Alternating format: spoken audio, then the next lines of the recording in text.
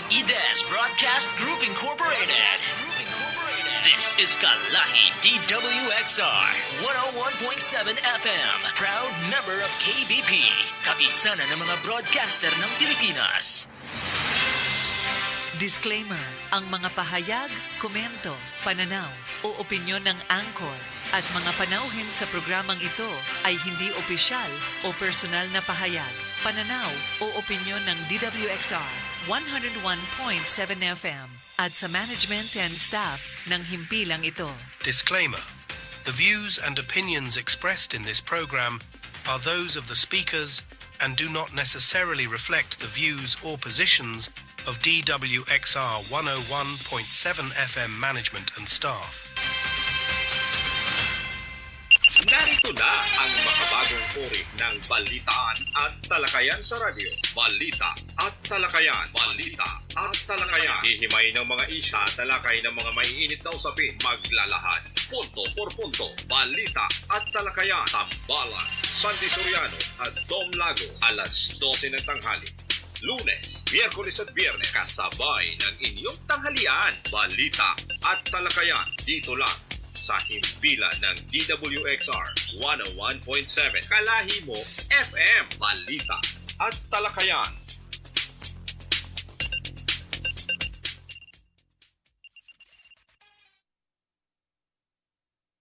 Ng sumusubaybay. Medyo nawala pala. Magandang tanghali po sa lahat ng sumusubaybay at nakikinig sa programang Balita at Talakayan. Siyempre, binabati po natin lahat ha. Lahat po ng mga mayor ng Oriental Mindoro, pamula po dyan sa South hanggang dito sa Calapan City. Lahat ng public official, binabati natin ng isang magandang tanghali. Kumusta naman po yung tanghalian diyan? Alam ko po yung iba diyan ay kaharap yung kanilang mga pinagsasalo-saluhan ngayong araw na ito.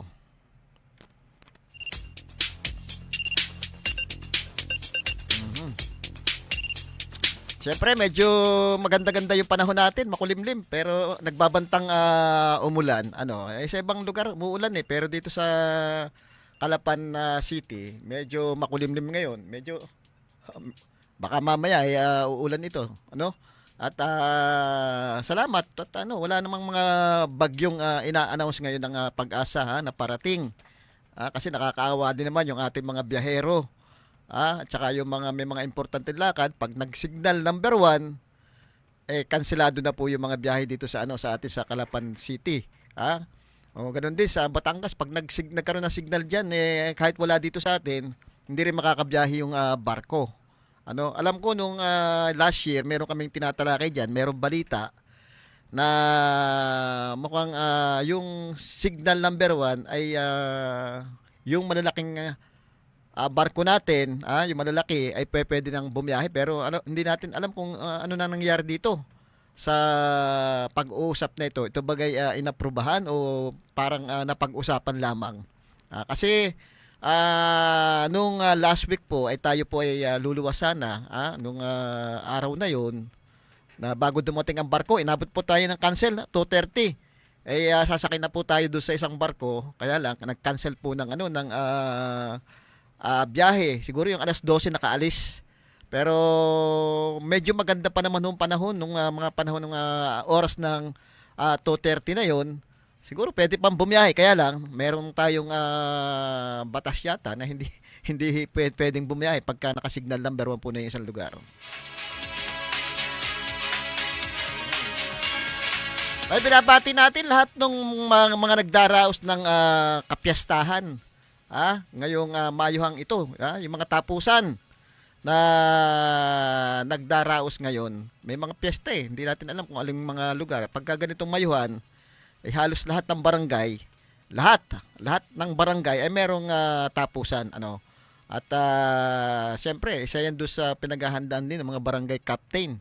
Pati yung mga, may mga kailangan paghandaan diyan. Yung tapusan. Medyo gagastos din ang barangay diyan Kaya lang siyempre nagsusulisit ang mga yan kung sino-sino yung mga pwede nilang lapitan. At ang isa sa alam natin diyan na yung isang nagpaplanong lumaban, hindi natin alam kung anong posisyon Sinasabing tumutulong ito do sa mga barangay na nangangailangan ng ng suporta.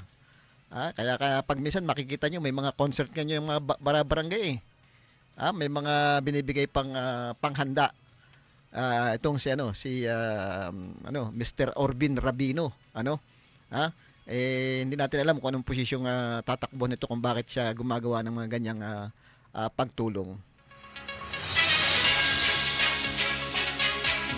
Doon po sa binabati po natin yung nag-champion. Wala po tayong balita kung sino yung nag-overall champion diyan sa MRAA, sa ginanap na palaro diyan sa Nauhan. Nagamit po for the first time, nagamit po yung bagong gawang palaruan. Malaki din po 'yan eh, yung lugar na 'yan. At problema nga lang kahit na po inabot ng ulan 'yan, inabot ng bagyo yan, nairaos pa din po ng maayos naman. Binabati natin lahat yung mga nakakuha ng medalya diyan sa MRAA. Ang balita ko yung Occidental yata medyo marami din nakuhang medalya. Hindi lang natin alam itong ating lalawigan kung pang ilan. Hindi natin nabuklat yung announcement ng Department of Education, nakakaalam yata dito sa MRAA. So, binabati natin ang provincial government do sa maayos na pagkakadaos nito sa pangunguna ni Governor Bons Dolora, na nakita natin at talagang maraming mga manlalaro na event na idaos do sa lugar na yon.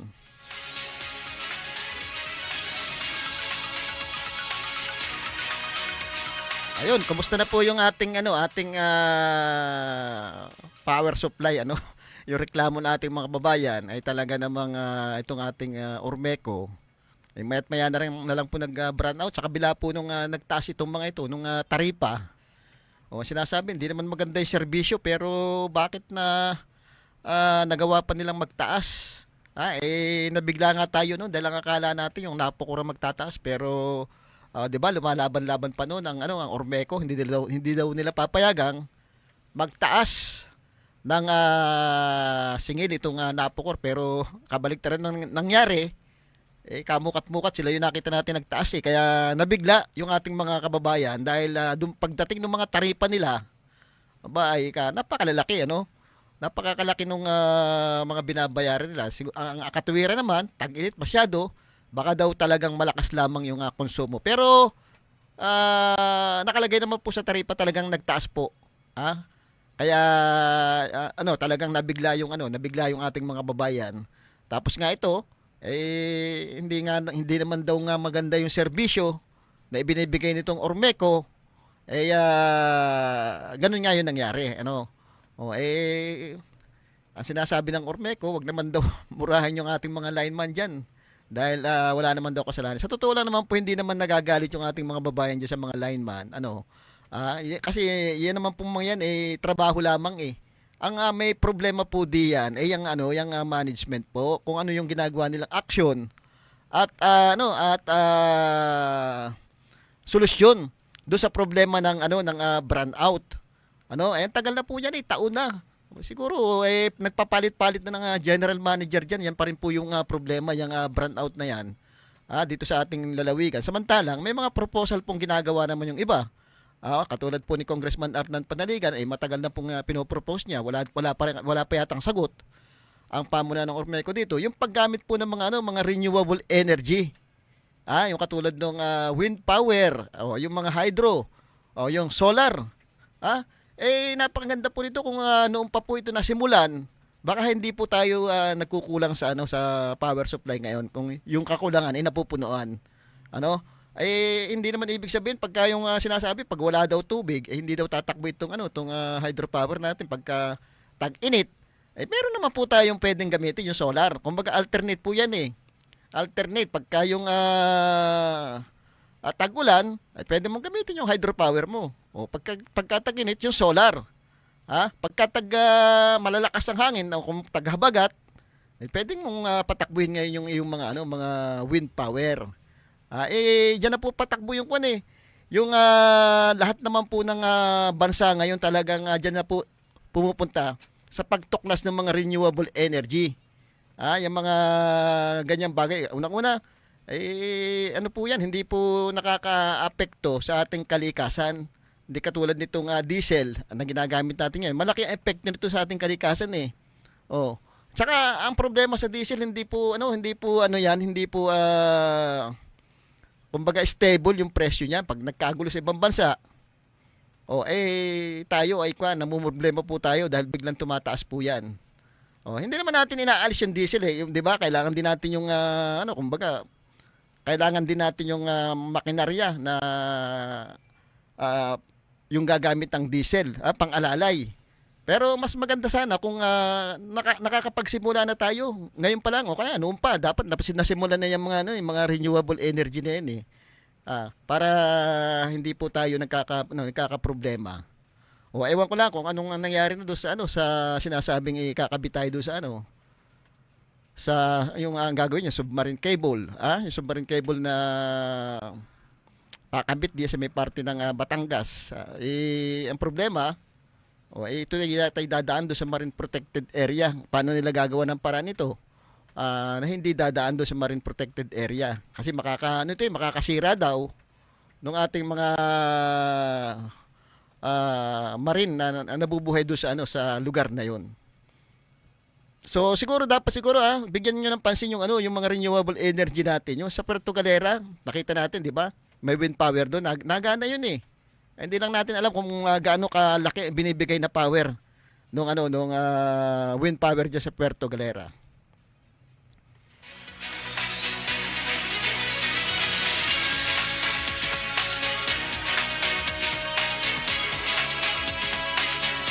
Okay, binabati natin nakita natin kahapon si Konsehal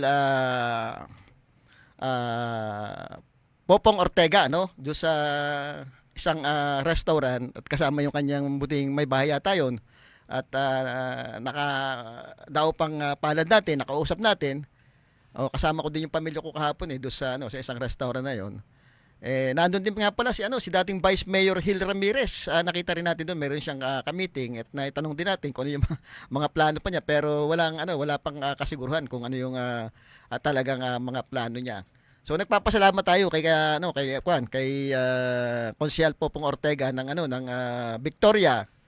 Dahil hindi ko naman inaasahan biglang binayaran yung kinakain namin kaya salamat po Konsehal Popong Ortega. Ito napakabuti ring tao nitong si Konsehal Popong Ortega. At kilala ko nitong matagal na diya sa Victoria. Kumandidato ito bilang independent yata ito eh. Hindi mo inaasahan, independent, nanalo pang 3 yata ito. Talagang ibig sabihin yung kung titingnan yung mga Ortega diyan sa Victoria, matagal din pong nanungkulan diyan eh. Diyan sa Victoria. Alam ko ang lalaban din ngayon diyan. Kung di ako nagkakamali, itong isang negosyante. Ito may mga hardware yata at saka construction company si Mr. Richard Insyong.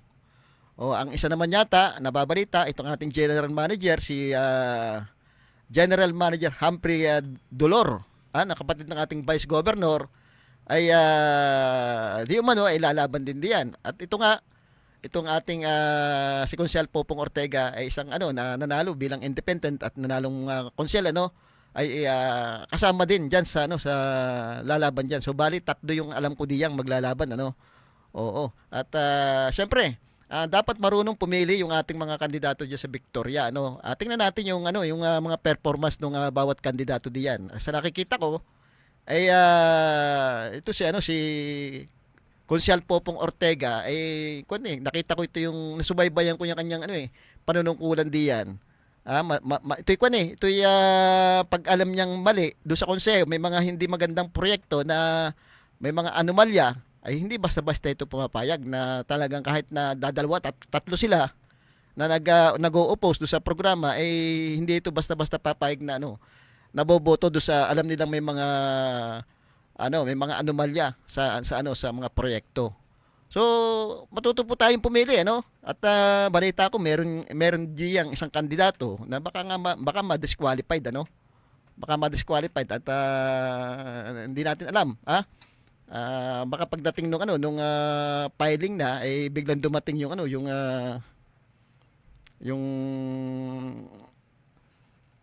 kuha ng husgado na ma-disqualified yung isang kandidato diyan. At hindi natin muna natin sasabihin ang anong pangalan niyan. Kukumpirmahin muna natin yung mga kung anong kaso kung bakit ma-disqualified yung isang kandidato diyan sa Victoria.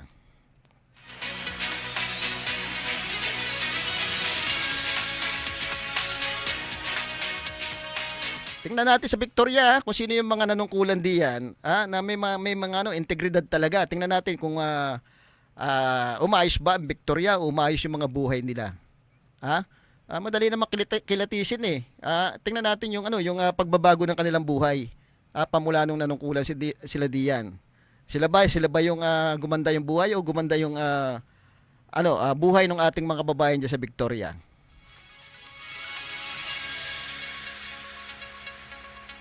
At syempre binabati natin si dating House Deputy Speaker Congressman at dating Mayor Salvador Doyle Leachon.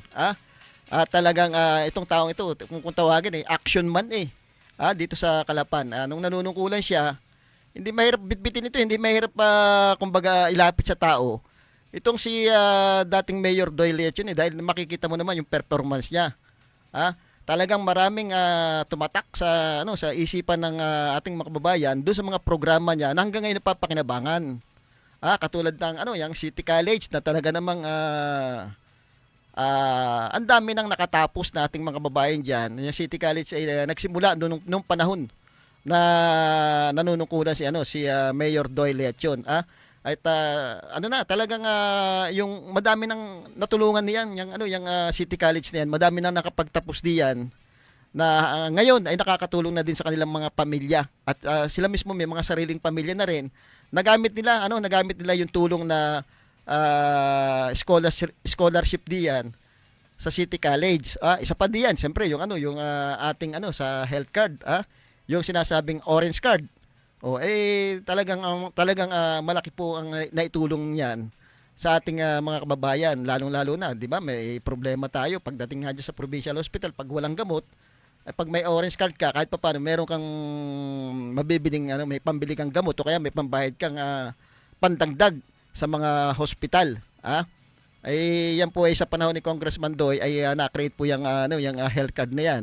Siyempre ang may akda yata niyan, kung di ako nagkakamali, ay si Consel Edel Ilano.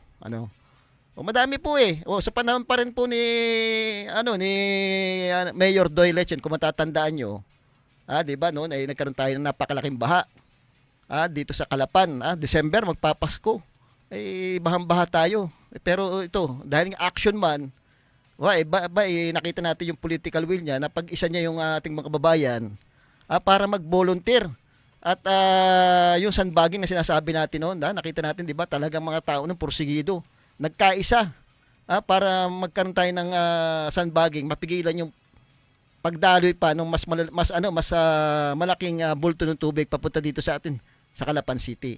So, nakikita natin talagang may kakayanan talaga itong si Congressman Doyle Leachon pagdating sa pamumuno. Hindi mahirap talagang babanggitin mo lang dito yung kanyang mga accomplishment Talagang tumata kahit nung congressman pa naman siya, 'di ba? Nakikita natin trumabaho ng husto ito do sa Kongreso.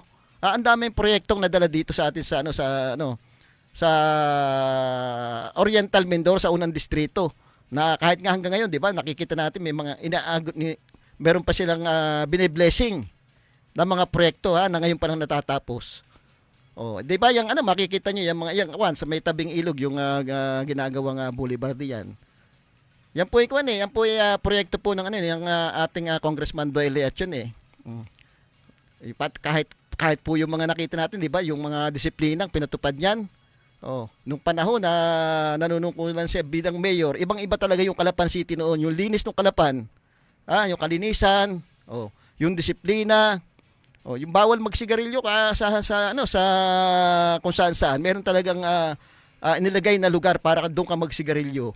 Hindi ka basta-basta pwedeng magtapon ng mga basura nung panahon na yun na dahil maaaring magbulta ka o kaya magkaroon ka ng community yung paglilinis.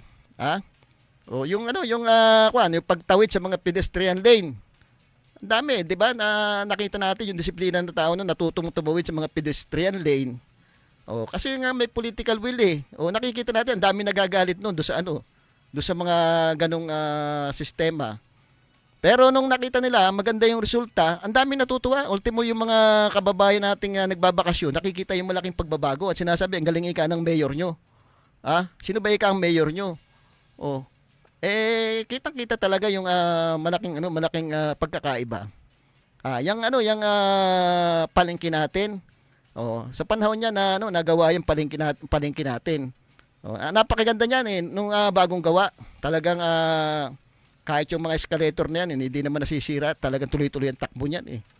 Oh, kaya siguro kung makakabalik si Congressman Doy, talagang yan aasikasuhin yung palengke na yan. Dahil mukhang medyo napabayaan na eh. Medyo napabayaan na, hindi man lang yata napipinturahan yung kalinisan diyan, nirereklamo din ng ating mga mga manininda diyan. Although nagpapasalamat tayo do sa sa kasalukuyang administrasyon ngayon, kahit na paano yung nagawa yung kanilang escalator diyan na matagal na rin naman nilang nirereklamo. Yung escalator ay tumatakbo na ngayon. Kaya pasalamat din tayo do sa sa kasalukuyang administrasyon.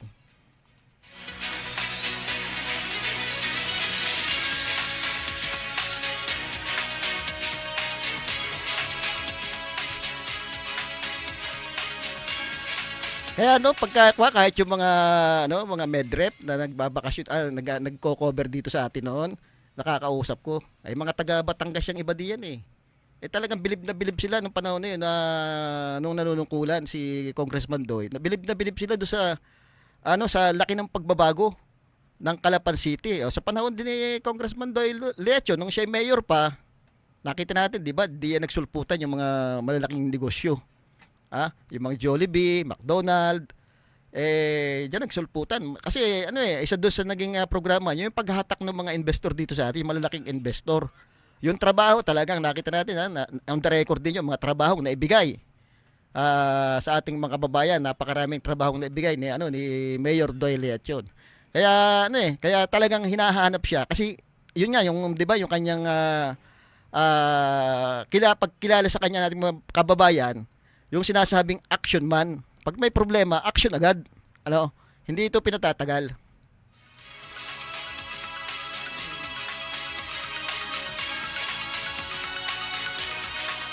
Well, binabati natin si Congressman Arnan Panaliga na alam ko nga nandito din sa ating probinsya ngayon at patuloy yung pag-ikot diyan sa mga barangay at sa bayan. Inaalam yung problema ng ating mga kababayan. Isa doon sa mga project na tinututukan niya diyan yung mga protection dike natin na ongoing at talagang patuloy na tinatrabaho ito kasi malapit na yung tag-ulan eh. Siguro pakinggan natin yung isang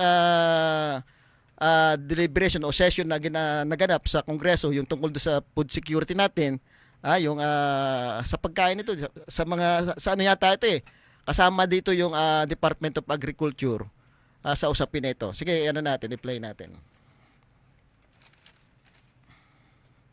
Chair, this is just a follow-up or reaction sa presentation of agencies yung sa PhilRice. I would like to express also my recognition sa performance ng PhilRice, especially as far as distribution is concerned.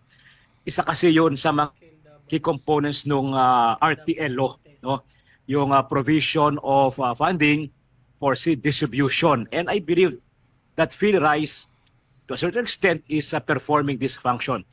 But again, babalik tayo dun sa issue na kahit marami tayong mga binhi na pinapamigay sa farmers, kung kulang o wala, hindi sapat ang irrigation, baliwala rin yung ating mga good quality seeds. Remember, yung mga seeds, hindi yun na mag-survive kung walang tubig.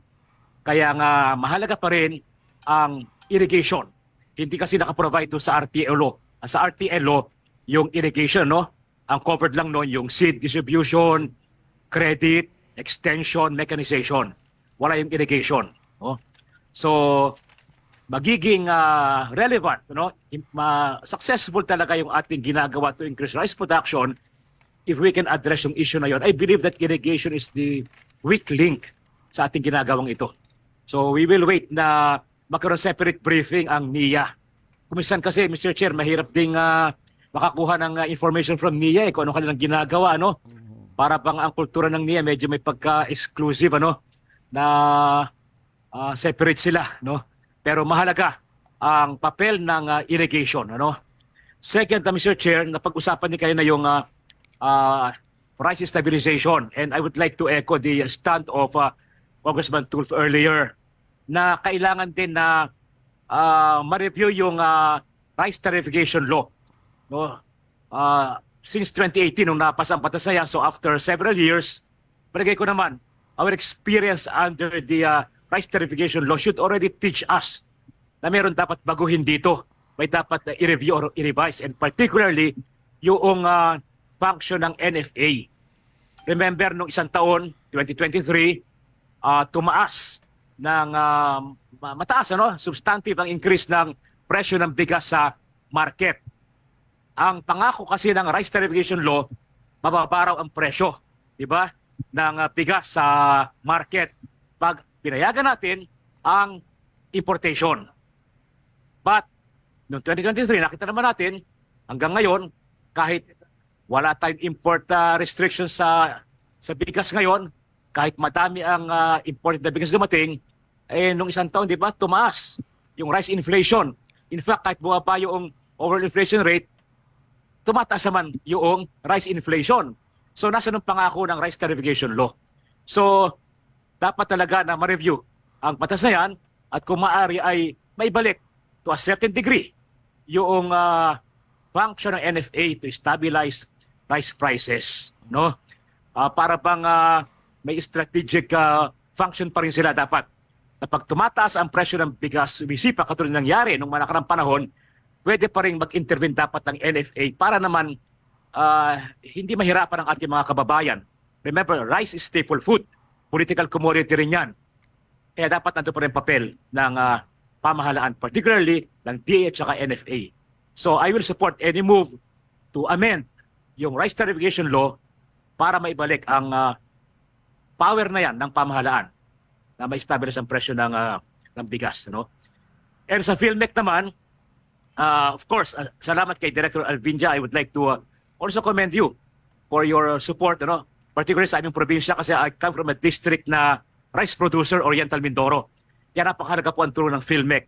Amin lang po pakiusap ay siyempre mas mabilis na pagtugon para naman mapakinabangan ng aming mga magkasaka sa Oriental Mindoro ang mga makinarya. At suggestion din po, sana isama na rin nga nyo sa inyong proposal sa budget yung support facility like yung warehouse. Hindi po kasi kaya ng mga farmers associations o rice cooperatives magpagawa ng warehouse or storage area para sa inyong mga makinarya. Ang mga LGU naman, hindi rin capable ng iba na LGU at maraming LGU hindi priority ang agriculture. Kaya hindi sila nagalagyan ng budget para magpagawa ng mga warehouse or storage facilities para sa inyong mga makinarya. Kaya kung maaari sana, isama na ninyo sa inyong budget, pag nagbigay kayo ng mga makinarya, yung support facilities like warehouse at saka iba pang storage area para lamang ma-ensure na mabilis ang pagbaba ng inyong mga makinarya.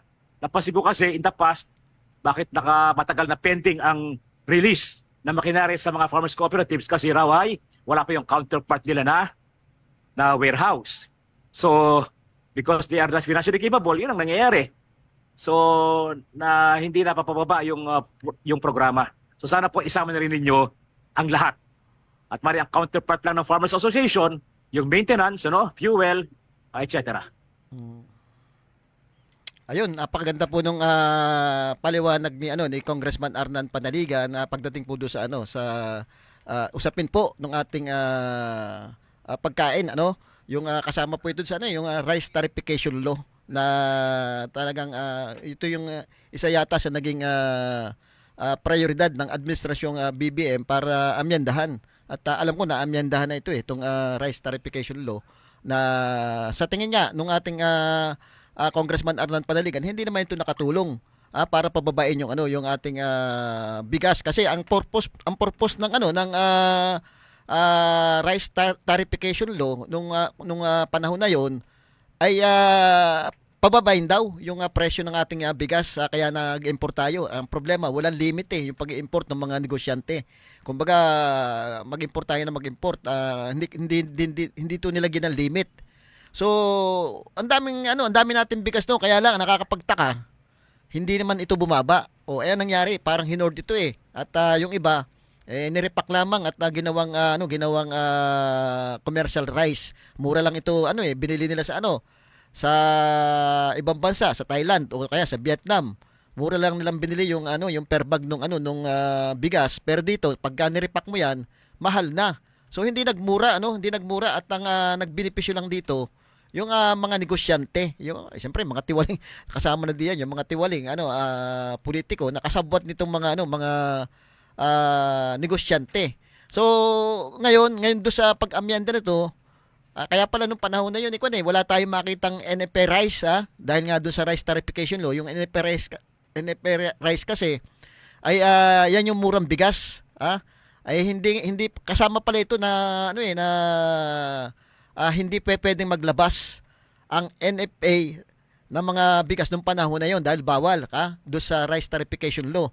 So walang power ang gobyerno para makipagkompetensya dito sa mga negosyante natin na ang tataas ng presyo ng bigas nila. Ngayon dito sa pag-amyenda ng bagong ng rice tarification law, pwede na yang maglabas ang NFA ng mga murang bigas, para yung ating mga babayang mahirap, merong pagpipilian na mas murang bigas diyan sa mga palengke. Kasi noon walang kontrol, hindi kayang kontrolin ng gobyerno yung bigas do sa rice tarification law. So ang problema lang natin dito sa NFA rice, nakakapagtaka lang din ay ang gaganda nung bigas na nung palay na binibili ng mga yan, talagang kalidad yung palay mahal, yung binili nila do sa sa mga magsasaka nating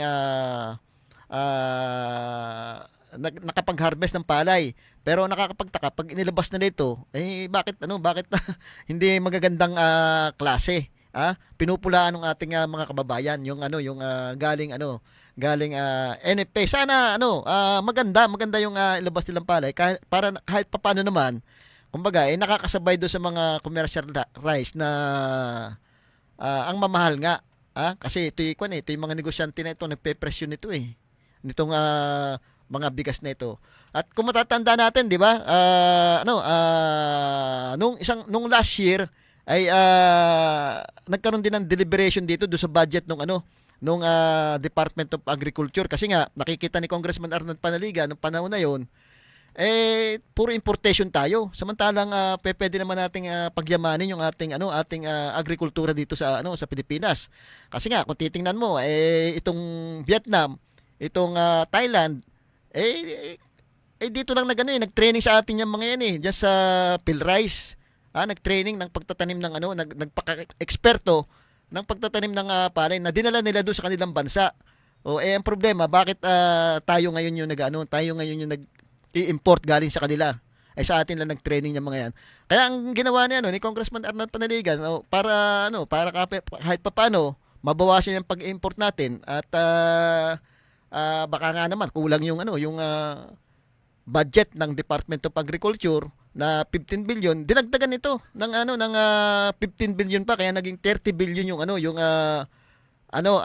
pondo ng Department of Agriculture. So ngayon siguro nasa Department of Agriculture na yung bola, kasi ang laki na ng budget sa kanila, siguro kung hindi man sapat yun, mabawasan yung yung ating inaangkat na bigas. Kaya lang ang problema, may balita naman tayo na naman yung number 1 na na nag-aangkat ng bigas. Nasa na yung 30 billion na inallocate ng Kongreso do sa Department of Agriculture. Ano yung kanilang mga naging programa? Katulad yung binabanggit niya, yung irrigation. Napakahalaga niyan yung mga irrigation na patubig para sa ating mga palayan. Kaya kung makikita nyo, talagang tinututukan niya ni Congressman Arnan Panay kasi alam niya yung problema ng ating mga magsasaka. At ang problemang yan, hindi lang naman sa Oriental Mindoro. Problema yan sa buong bansa. Yung problema ng mga magsasaka na yan. Talagang kasi siguro dahil nga isa siya doon sa humahawak ng Committee on Agriculture at nakikita niya na napakahalaga niyan para sa ating bansa yung pagbutihin natin yung agrikultura. Kasi isa ngayon napakamahal, hindi pa rin bumababa yung presyo ng bigas natin. Pati mga gulay. Napakamamahal. Anong ginagawa ng Department of Agriculture ngayon sa kabila ng napakalaking budget na inilaan ng Kongreso para do sa programang ipatutupad nila.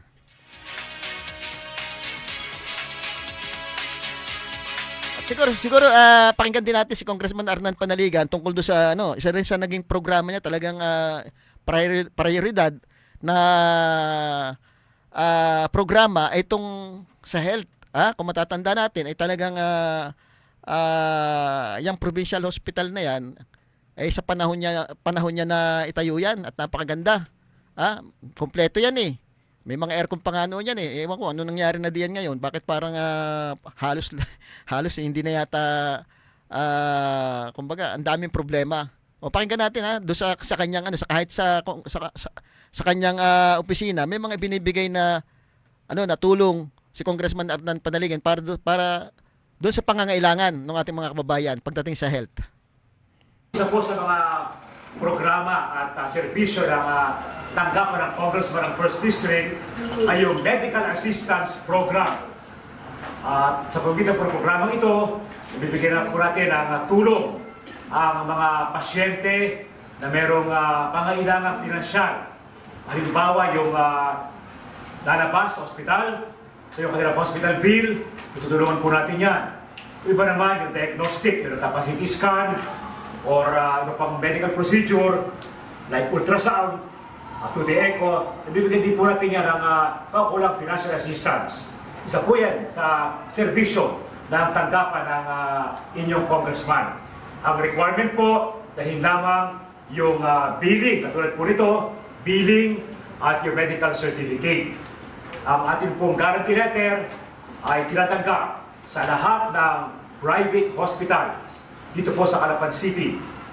Katulad ng Maria Estrella Hospital, Lunagoco Hospital, Medical Vision Group Hospital, Santa Maria Hospital, Holy Cross Hospital.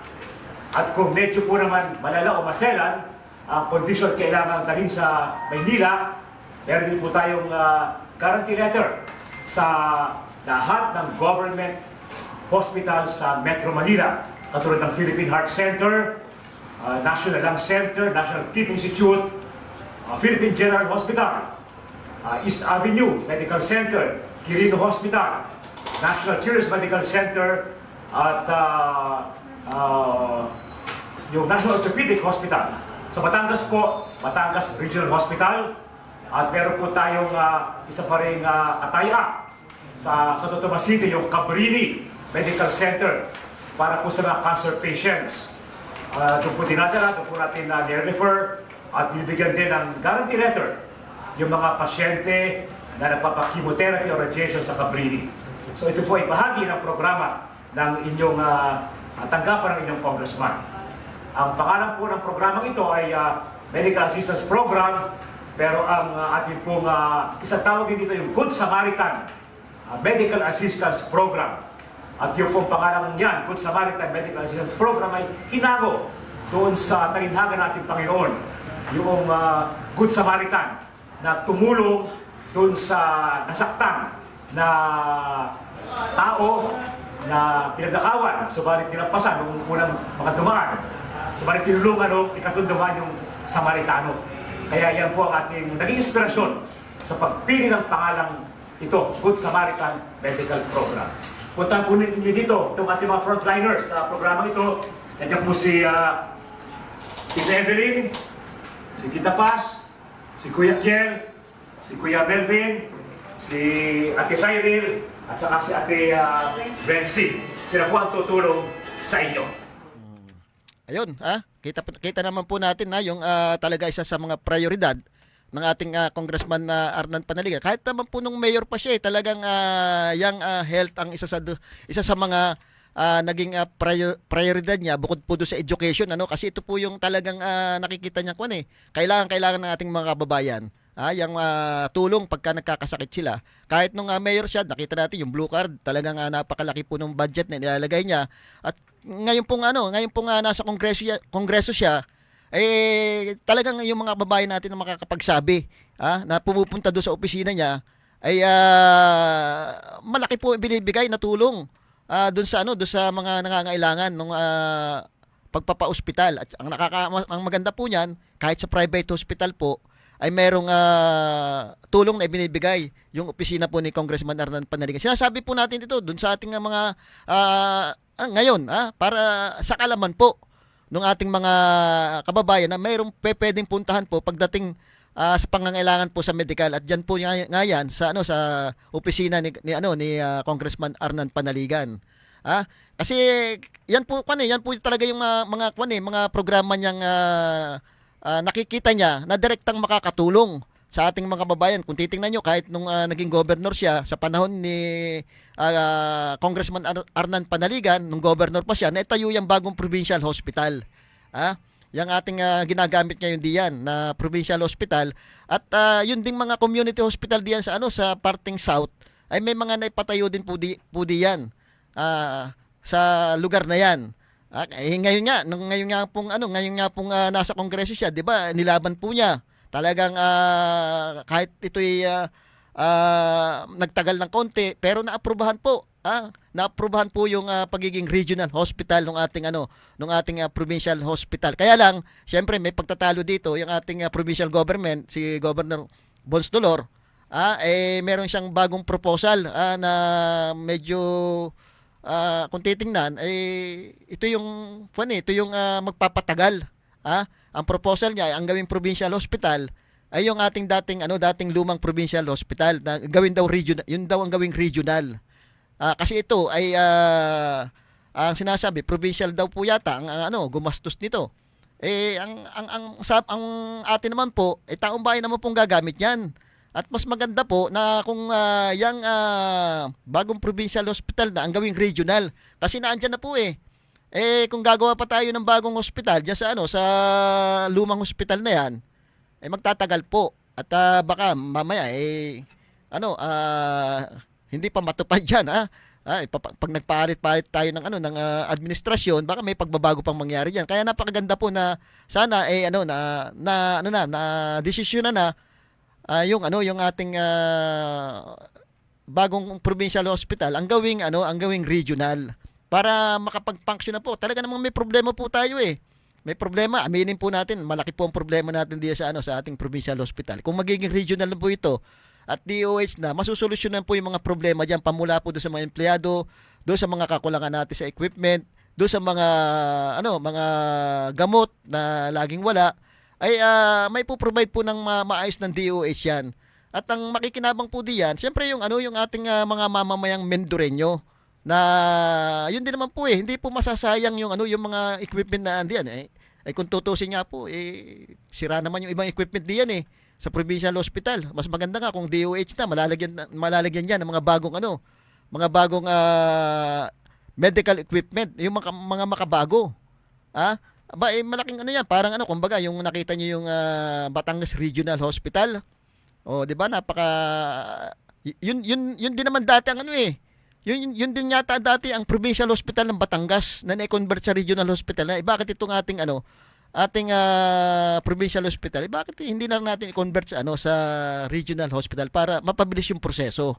Ngayon, kung meron tayong gusto natin magtayo pa ng provincial hospital, yung sinasabi nilang diyan sa bundok na dati, siguro mas maganda yun ang gawin nating provincial hospital. Kung mas maganda nga niya, siguro mas ang tuunan ng pansin ng ating provincial government, mas patatagin yung ating mga community hospital sa bawat bayan magtayo. Kung magtayo ng mga community hospital, maglagay ng mga doktor doon. So mas malapit at pagka yung medyo hindi maganda sitwasyon, pwede nating ilipat dito sa regional hospital. Yung mga matitinding kaso, diyan pwedeng dalhin ngayon sa regional hospital.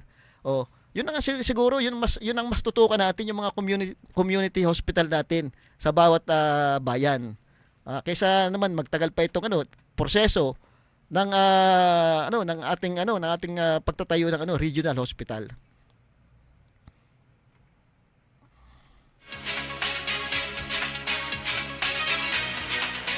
So, ayun, nagawa na po ni Congressman Arnan Panaligan yung kanyang trabaho sa Kongreso. Siguro, ang bola niya nasa provincial hospital na, kay Governor Bons Dolor na, kung paano niya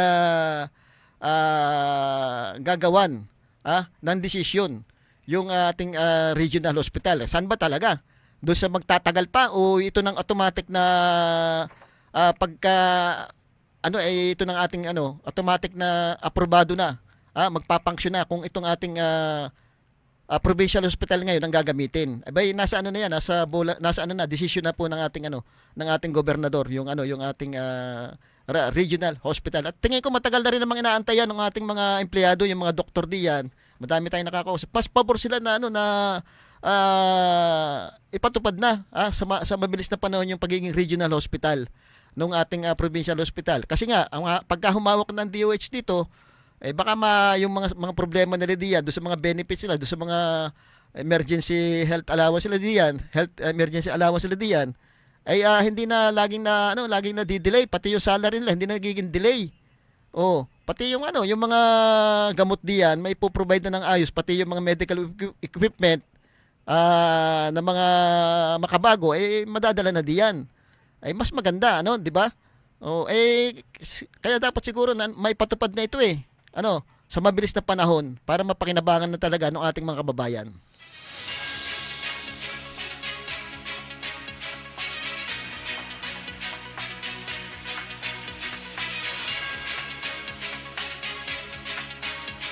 Okay, basahin naman po natin itong isang pinag-uusapang issue dito sa Kongreso. Itong conscience vote sa divorce bill. Alam ko nagbotohan na dito okay, basahin natin siniguro ni Senate President Chis Escudero na pairalin sa Senado ang conscience vote pagdating sa pagboto sa punukalang diborsyo sa Pilipinas. Ayon kay Escudero, ang magiging posisyon ng Senado sa divorce bill ay conscience at personal vote at ibabatay sa kung ano ang kanyang paniniwala at relihiyon ng bawat senador. Wala rin siyang balak na diinan o diktahan ang mga senador para paboran o tutulan ang panukala. Subalit kung si Escudero ang tatanungin, hindi diborsyo kundi mas gusto niyang palawakin at gawing abot kaya at accessible ang annulment sa ilalim ng Family Code. Pinuna naman ni Senate President ang boto sa inaprobahang divorce bill sa Kamara na noong una ay 126 ang pabor, 109 ang tutol at 20 ang abstain. Subalit kinalaunan ay itinama na ang bilang sa 131 ang pabor at pareho pa rin ang numero ng tutol at abstain. Subalit maaari naman itong gawing basihan ng mga anti-divorce na kongresista para questionin ang pagkakapasa ng naturang panukala. Yun. Kayo ba pabor dito sa divorce bill? Kasi yung ating congressman ng unang distrito mukhang hindi pumabor dito sa divorce bill nito. Siguro ang dahilan, kita naman natin si congressman talagang debotong Katoliko, Kristiyano ay ito'y labag do sa kautusan ng simbahan. Ang naging basehan niya, ang sinasabi niya ay under the Constitution daw 1987 ay nakasaad doon na kailangan protektahan ng Estado ang pagkasagrado ng kasal. Yun ang isa sa dahilan nasa Constitution. Padalwa, meron na tayong umiiral na annulment. Yung annulment siguro mas palawakin na lang daw yun at kumbaga mahal din yung magpa-annulment Siguro kailangan maging accessible ito sa mahihirap. Kumbaga makaya nila yung pagpapa-annulment. Medyo mahal sa ngayon ang annulment, saka madaming proseso. Siguro yun ang sinasabi, mas padaliin, mas maging abot kaya ng ating mga mahirap na kababayan, yung annulment. Meron tayong annulment para din naman divorce ito eh. Oo, ito yung patatlo. Siyempre, yung sa Kristiyanong bansa tayo, at ito yung labag sa kautusan nung Diyos at nakalagay ito sa Biblia na bawal paghiwalayin ng tao ang pinagsama ng Diyos. Yun ang mga dahilan eh. Kaya lang siyempre kayo rin tatanungin diyan. Hindi natin alam kung yung bang divorce bill niyan. Siyempre malaki rin ang gastos diyan. Malaki rin ang may mga proseso din yan. Hindi lang basta-basta yan sasabihin mo divorce na tayo. May mga proseso po yan. Matagal din po at meron din pong gagastusin diyan sa mga paglalakad niyan, yung mga batas na yan. Kaya siguro idaan siguro sa sa survey kung pabor ba yung mga nakakaraming Pilipino diyan sa divorce merong nagsasabi papaano kung hindi na talaga magpwede talagang sa hiwalay na mapupunta. Siguro ang sekreto diyan bago ka pag nangligaw ka matagal alamin mo muna lahat yung ugali ng isang babae para hindi yung pag naandun na kayo lalabas makikita mo yung ugali ng babae tapos hindi mo tatanggapin. Magre-result kayo sa pag-divorce. Dapat siguro matagal yung bago kayo magpakasal, talagang dapat kilala niyo na yung isa't isa. Kasi ang kawawa diyan yung mga bata just sa divorce. Yun unang naapektuhan yung mga anak.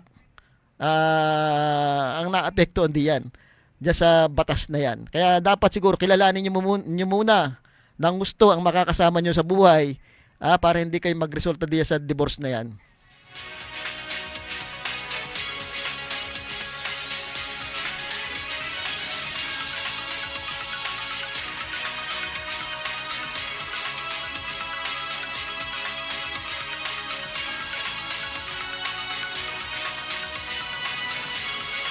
Ay, binabati nga pala natin si Michael Dabalos Artesa, nakikinig sa atin ngayon, mapagpalang tanghalian. Medyo hindi na tanghalian ngayon.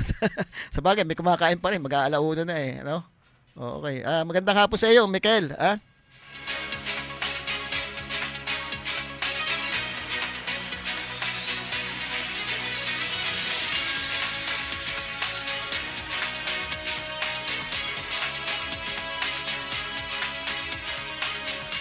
may nakita tayong isang post ni Caribor saan daw dinadala yung malaking barge na ito ang mga buhangin galing sa ibang ilog ng Oriental Mindoro.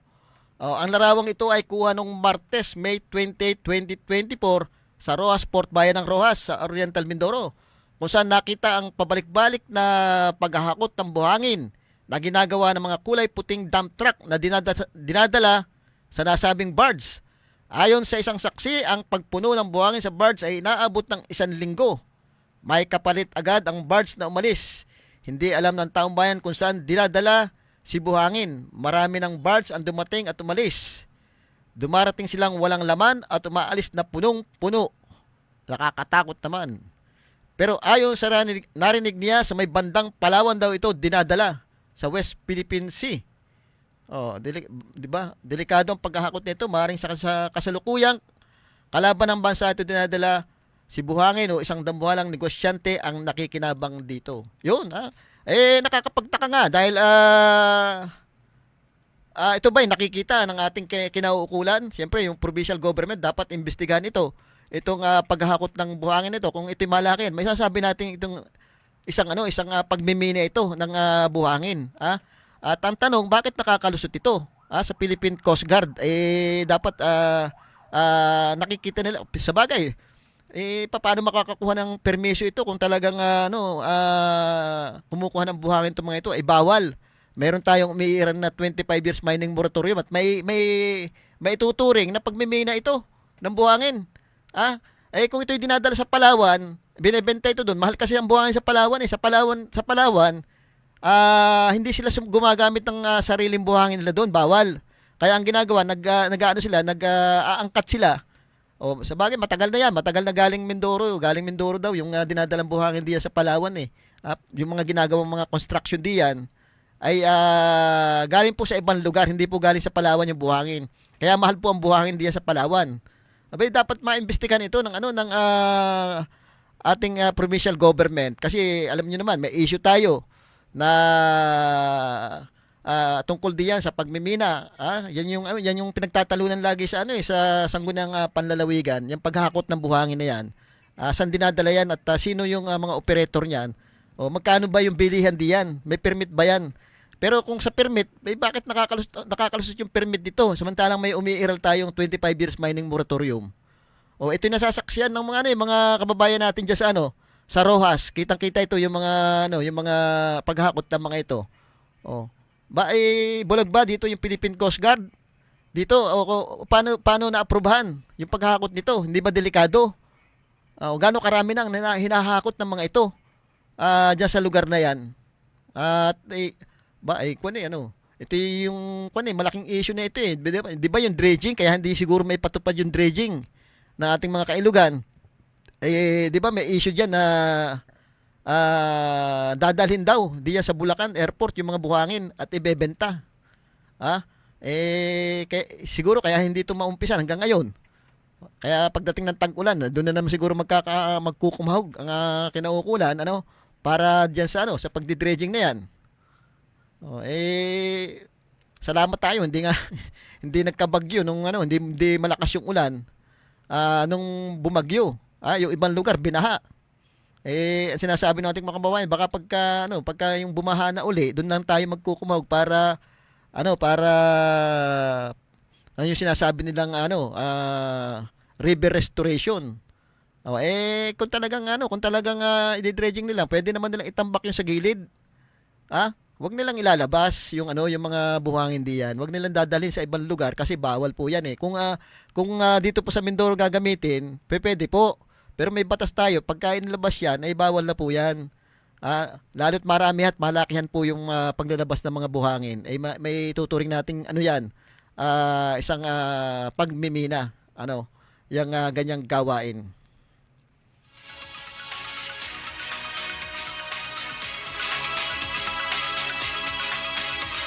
Okay, at wala na po tayong oras sa ngalan po ng aking partner. Ngayon nga pala ay ano ba to? Parang babang luksa nung partner ko nung kasama kong partner dati na namatay kay parang Chris Bundukin. Ngayon po yata ay babang luksa at merong ginaganap na padasal diyan sa Himlayan, diyan sa may likod ng Phoenix. Titingnan natin kung makakapunta tayo, makakahabol tayo. Baka naandun pa kasi alas 12 yata yun. Hanggang ngayon po wala pa rin yatang linaw yung kaso ng aking kapartner nito kung ano na yung nangyari do sa kaso. Ang balita natin yung isang suspect dito na sinasabi ay siya yung nakakaalam nung utak nung pumatay. Kasi yung nahuli na yung dalawa. Yung isa ay nabangga nung anak na namatay din pero yung isa nakakulong pa hanggang ngayon.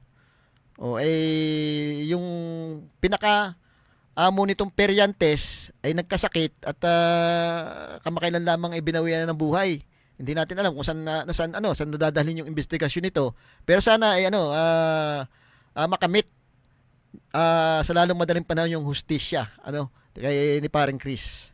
Okay, sa ngalan po ni kasamang Tom Sandy Soriano po ang inyong nakasama.